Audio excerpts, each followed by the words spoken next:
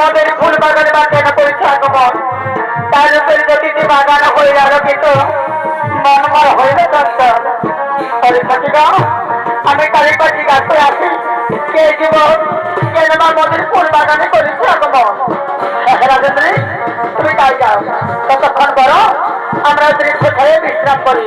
শুনো রাজেন্দ্রী, তাহলে তুমি জিজ্ঞাসা করে আমাদের নিকটে এসো, তোমার অপেক্ষায় আমরা ওই দৃশ্য ছায়াই বসে রইলাম।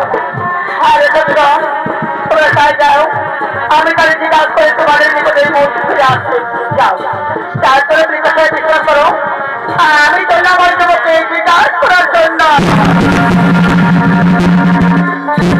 বলো বলো যুবক, তুমি বিনা অনুমতিতে কেন এসছো আমাদের ফুল বাগানে? মালি যদি পাই দেখিতে অস্ত্রের ব্যাগটা খাতে তুই তার তোমায় বসে দেখিস।